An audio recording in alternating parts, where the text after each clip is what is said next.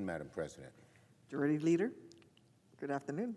Good afternoon. So this morning, President Biden released his budget for fiscal year 2023. When you compare the president's agenda with Republican proposals like the one from the senator from Florida, it's clear that the contrast between the two parties is stark and glaring. One budget is for the ultra-rich, and the other budget for the middle class and those working to get there. President Biden's vision for America is refreshingly bold, responsible, and taps into our nation's greatest strength, the American people themselves. It's a good, strong budget that will help build on the historic growth of the past year.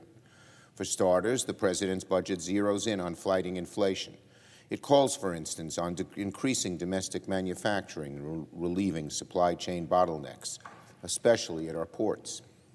It increases help for American families to afford child care, pre-K, and provides more funding to help schools with the academic and mental health resources to help students thrive. It builds on the president's promise to expand health care and supports efforts to lower prescription drug costs. Lowering prescription drug costs is one of the highest priorities of Senate Democrats, and we're eager and ready to work with the administration on this front. And after years of Trump budgets that didn't even mention the word climate, President Biden's plan would boost investments in clean energy, lower the cost of energy for low-income Americans, and speed up our transition to clean cars made right here in America, which will create thousands and thousands of good-paying new jobs. Critically, the president's budget will grow our country while making sure the richest Americans pay their fair share. Most Americans think it's unacceptable for those at the top to pay less in taxes than teachers and firefighters. God bless the rich, I have nothing against them, but I applaud the president's proposal for making sure the ultra-rich chip in to growing our country. Finally, I commend the president for releasing a budget that honors our nation's promise to Ukraine while keeping Americans around the world safe from harm. Now compare the president's budget, President Biden's budget, to the bewildering vision laid out by Senate Republicans in recent weeks. While Democrats want to lower costs for American families, Republicans are openly calling on raising taxes on most Americans.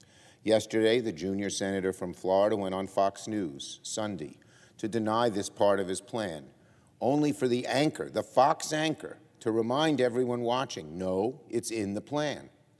While Democrats want to strengthen Medicare and make health care more affordable, Republicans have resurrected calls to repeal health care and even possibly put Medicare on the chopping block.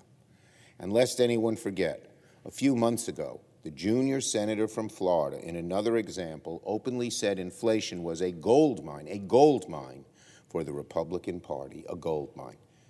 People are hurt, it's a gold mine for the Republican Party.